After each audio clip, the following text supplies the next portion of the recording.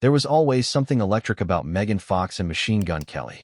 From the moment they appeared together at the 2020 American Music Awards, their chemistry was impossible to ignore. Fans and critics alike were fascinated by their unconventional love story. Two rebels who seemed made for each other. Two firebrands who lit up every red carpet with their chaotic charm. Megan, always the enigmatic siren of Hollywood, found something unexpectedly tender in Colson Baker, aka MGK, a man who wore his demons on his sleeve and wrote poetry in ink and blood. Their first year together was a whirlwind. Paparazzi couldn't get enough of them. One day it was twin pink manicures and vampire-themed necklaces. The next, matching tattoos and cryptic Instagram captions that seemed to speak a language only they understood. They were both broken in their own ways, and the public ate it up. But behind the glam and spectacle, the cracks had already begun to show. Megan had been through a lot. Years in Hollywood had taught her to guard her soul. And MGK, brilliant yet erratic, brought with him a storm she wasn't sure she could always weather. Still, the highs were euphoric. They drank each other in like forbidden wine. Megan often spoke in interviews about feeling like she had met her twin flame. Their connection felt cosmic, almost dangerous. There were moments of pure joy, like the time MGK surprised her with a garden full of white roses for her birthday, or the quiet nights in Malibu where they'd write lyrics and talk about the universe. It felt like a love song written in thunder and gasoline. But as the months wore on, the darkness that made their bond so magnetic started turning against them. MGK's behavior grew more unpredictable. He was dealing with the pressure of a skyrocketing career, unresolved traumas, and an addiction to the spotlight. Megan, who had already weathered a turbulent marriage and motherhood, wanted peace, stillness. She believed in love, but not at the cost of her sanity. The turning point came during the summer of 2024. MGK was headlining a music festival in Miami, a massive show packed with screaming fans and viral live streams. Megan was there, seated in the VIP section, smiling through the chaos, as she always did. But something shifted that night. A fan had thrown a water bottle toward the stage, a stupid, reckless gesture. MGK snapped. In a moment caught on every angle imaginable, he hurled his microphone back into the crowd, hitting a fan in the face. Chaos erupted. Megan stood up immediately, her face pale, her body stiff. She walked backstage without a word. No one could hear what she said to MGK behind the scenes, but witnesses said her expression was of disbelief and pain. That night, they left in separate cars. The fallout was instant. Headlines exploded. MGK attacks fan, Megan Fox storms out. Social media exploded with speculation. Was this the final straw? What the world didn't know was that Megan had already been pulling away for months. The screaming matches, the canceled plans, the public stunts that made her flinch, she had kept it all behind a mask of icy glamour. But the microphone incident felt like a symbolic moment. A man out of control. A woman done pretending. In the days that followed, Megan disappeared from the public eye. MGK issued a half-hearted apology on Instagram, but it only fueled more backlash. He blamed stress, blamed security, blamed the world, but never once mentioned Megan. She noticed. She always did. By autumn, Megan had quietly moved out of the house they shared in Los Angeles. She rented a villa in Topanga Canyon, surrounded by quiet and nature, far from the paparazzi and the chaos of MGK's inner circle. Friends close to her said she started painting again, hiking more, even meditating, trying to find a new rhythm that wasn't dictated by someone else's chaos. And yet, even in solitude, the pain lingered. She had loved him, not just the performer, but the broken boy underneath. She had tried to fix him, to carry him. But love shouldn't feel like drowning. Her phone buzzed often, calls from publicists, friends, even a few cautious texts from MGK, but she rarely answered. She was tired of explaining herself, tired of protecting people who didn't protect her. Still, Megan wasn't done. She wasn't bitter. She wasn't broken. She was just beginning. She told a close friend in confidence, "I'm not afraid of being alone. I'm afraid of wasting time on someone who doesn't see me." For the first time in years, she started imagining a different future, one with laughter, stillness, and maybe even someone new. Not a rock star or a wild card, just a good man. A man who listened. A man who didn't need saving. The tabloids would say she was back on the market, that she was Megan Fox, single again. But that wasn't the story. The real story was just beginning. The day stretched long in Topanga Canyon, kissed by golden sun and wrapped in the whisper of wind through oak trees. Megan Fox spent her mornings barefoot on cool stone patios, sipping black coffee and watching the hummingbirds dance near the lavender bushes. Her villa sat like a secret on the hillside, a place untouched by the world she'd left behind. Here, silence wasn't lonely. It was sacred. The media circus had quieted somewhat, distracted by newer scandals. But Megan hadn't forgotten. The incident in Miami wasn't just an embarrassment, it was a betrayal. Not only of their relationship, but of the person she had believed MGK could become. She remembered every detail, the flash of rage in his eyes, the crowd's collective gasp, the fan being ushered out with blood on their face. She remembered the way MGK had looked at her when she confronted him afterward, defensive, not apologetic. "You're always trying to make me the villain," he'd said. And she had whispered, her voice trembling, "You're doing that all by yourself." That night still echoed through her, long after she packed her things and turned the key in the lock of their house for the last time. She had wanted to believe in the myth of them, a love so intense it could rewrite their stories. But she now understood that myth had teeth. In her solitude, she began the delicate work of rediscovering herself, not as someone's muse, not as a symbol of forbidden beauty, but as a woman with her own light. She enrolled in private therapy sessions again, not because she was broken, but because she wanted to understand why she had ignored the red flags for so long. Why she had stayed when she knew better. Why she had kept trying to translate love from the language of pain. There were nights she still wept. Quietly, fiercely. Not just for what had ended, but for who she had been in that relationship. She mourned the parts of herself she had dimmed to keep someone else burning. But she wasn't broken. No, Megan Fox was sharpening. Meanwhile, MGK spiraled further into controversy. The fan, he had struck press charges. Videos resurfaced of past erratic behavior. Brands began to distance themselves. His team scrambled to do damage control, but the narrative had shifted. He was no longer the tortured artist. He was the liability. And the one person who had often grounded him, Megan, was gone. Rumors swirled that he was sending late-night voice notes, writing new music filled with regret, even showing up outside the villa once, drunk and shouting apologies into the trees. Megan didn't open the door. She watched from behind the curtain and called security. Her heart pounded, but not from affection, from fear. She changed her number the next day. And then came the offers. Hollywood had noticed her absence. A respected director reached out personally, offering her a leading role in an indie psychological thriller. "We don't want the bombshell," he said. "We want the storm behind the ice." For the first time in a while, Megan considered saying yes. As filming preparations began in late October, Megan found herself back in Los Angeles for table reads. Her return didn't go unnoticed. Paparazzi caught her exiting a studio lot in oversized sunglasses and a sleek leather jacket, her expression unreadable. Headlines buzzed again. Megan's big comeback. Post-MGK era begins. But she didn't care about the headlines anymore. What mattered was the work, the story, the script, the hours of rehearsal that reminded her she had a voice worth listening to. She wasn't someone's accessory or scandal. She was an artist. One evening, after a long day of rehearsals, she stopped by a low-key cafe in Silver Lake. She was wearing a hoodie and minimal makeup, hoping to blend in. As she waited for her drink, a young man ahead of her in line turned and offered her his table. "I think you need it more than I do," he said with a smile. His name was Leo, a 28-year-old cinematographer from New York. Kind eyes. Quiet voice. Nothing flashy. Megan hesitated, then smiled back. "I think I do." They sat, talked, laughed a little. He didn't mention her movies, didn't ask for a selfie, didn't bring up MGK. It felt normal, and that was intoxicating. They began texting later that week. Just like conversation, books, movies, music. No pressure. No expectations. Megan was cautious, but intrigued. Leo wasn't a celebrity. He didn't come with bodyguards or chaos. He was grounded, the opposite of everything she had been wrapped up in. She told her therapist, "I'm not looking for a relationship, but I'm open to something real." It wasn't a love story yet. It was the space where one could begin.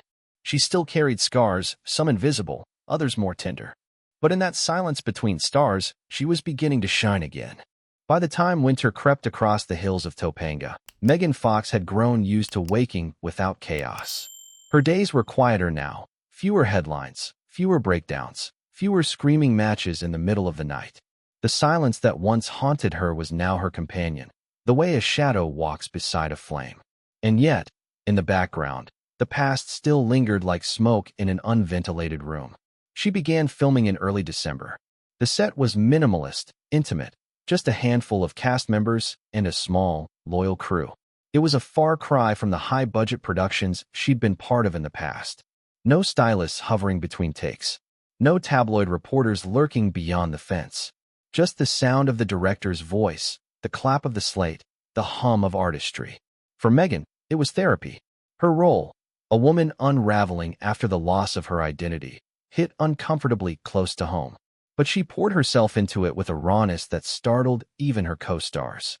The director often sat back after a take and whispered, "That's the Megan we've never seen." Offset, Leo had become a quiet but steady presence in her life. They weren't dating. Not officially. But he visited the set often, just long enough to bring her tea or read lines late at night. He listened more than he talked, which Megan found both unfamiliar and soothing. There were no tantrums, no theatrics. When he touched her shoulder, it didn't feel like possession.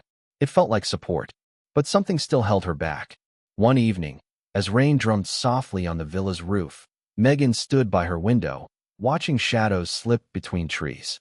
"You're not afraid of him anymore," her therapist said during a Zoom session that week. "You're afraid of yourself, with someone new." She nodded.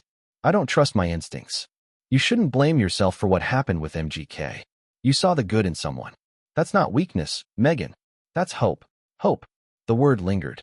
Meanwhile, MGK wasn't done with the spotlight. After weeks of radio silence, he released a surprise track, dark, melodic, and hauntingly personal. The lyrics dripped with regret and veiled references to Megan.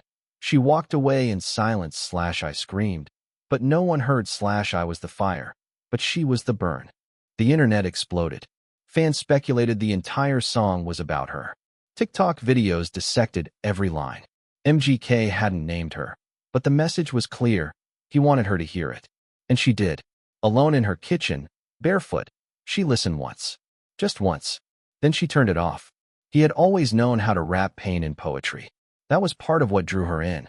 But she couldn't be the muse to a man who loved his suffering more than he loved her. Still, she felt the sting. Because it meant he was finally realizing what he had lost. The media started sniffing again. Paparazzi photos captured Leo and Megan exiting a private dinner.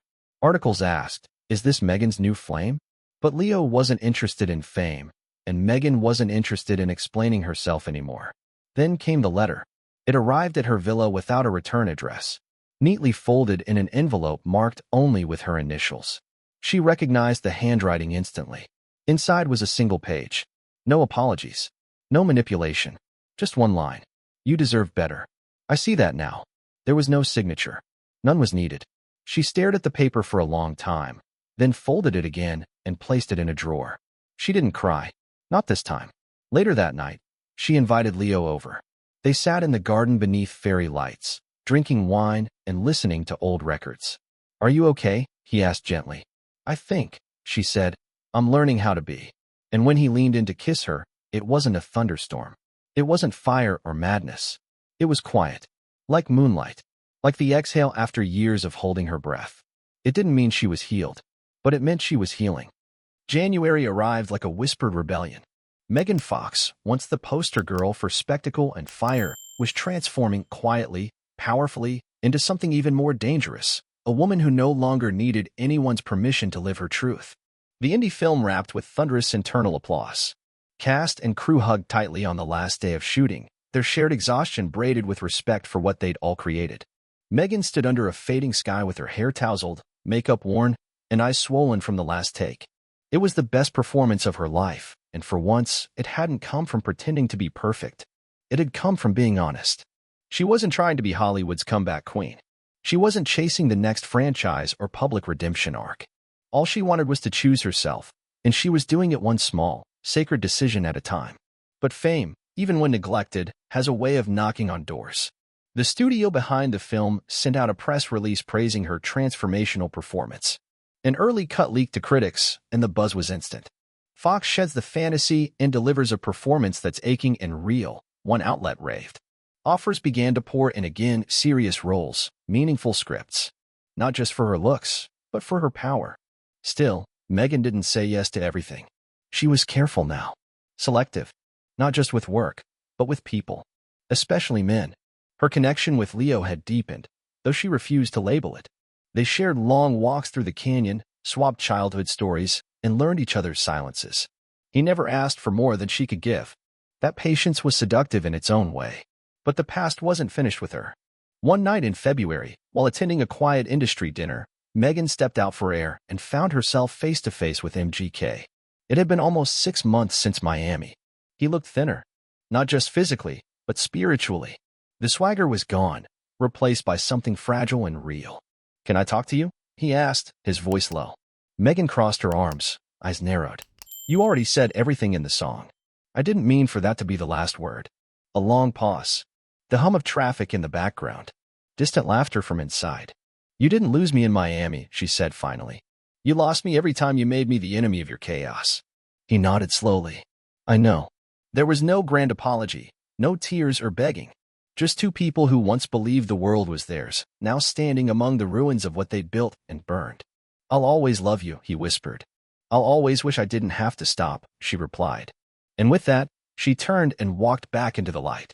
In the weeks that followed, Megan's life began to feel like her own again. She hosted small gatherings at the villa, just close friends and a few new faces. She picked up watercolor painting, started journaling again, and took herself on long drives with no destination. The woman who had once been swallowed by another man's shadow was now casting one of her own. Her story was no longer about heartbreak. It was about reclamation. Still, old patterns die slowly. One night, while scrolling through old photos for a film project, Megan came across a picture she hadn't seen in ages.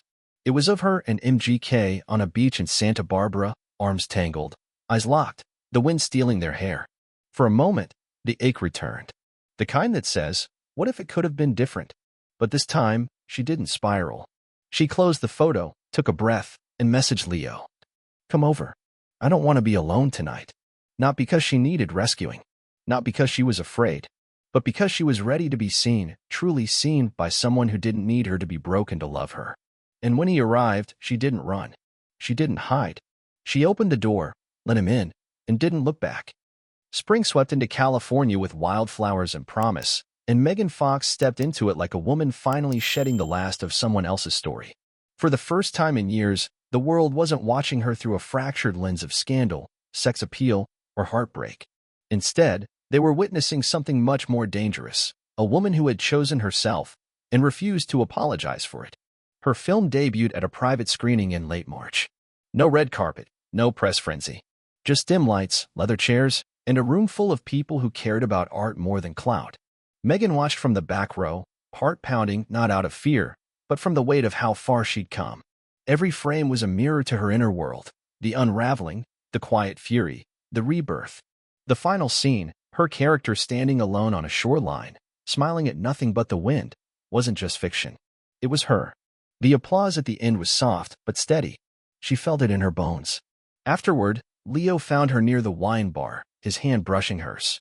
"You were extraordinary," he said, eyes filled with something deeper than admiration. She gave a small, tired smile. "I'm just beginning." The next few weeks flew by. The press caught up eventually, of course. The headlines shifted tone. Megan Fox reclaims the spotlight. The new chapter begins. No more tabloid queen, just a queen. There were still whispers about MGK, still clickbait articles trying to tie her to his every move, but she ignored them. She wasn't in competition with anyone, not even herself. The biggest shift came quietly.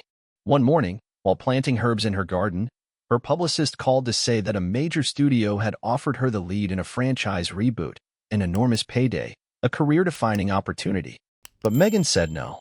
She didn't want to play someone else's idea of powerful anymore. She wanted to produce. She wanted to write. She wanted to tell stories about women who were strange, soft, angry, bold, real. So she started her own production company, with Leo helping quietly behind the scenes. Together, they found scripts that didn't just shine, but bled.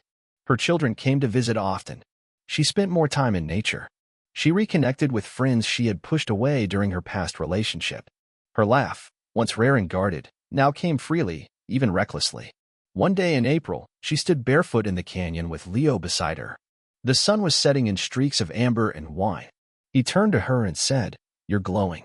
Megan didn't blush or deflect. She just looked out over the horizon and replied, "That's what happens when you stop trying to survive someone else's storm." That night, as they lay under a sky dusted with stars, she thought about the woman she used to be, the one who walked into love with a blindfold, hoping it wouldn't cost her too much. And she thought about the woman she was now, scarred, yes, but sacred, too. Whole. MGK would always be a chapter in her story, but he would never again be the author of it. When an interviewer later asked her, "Are you seeing anyone?" she answered honestly, "I'm seeing myself. And for once, I like what I see." The clip went viral, of course. People called it brave, revolutionary.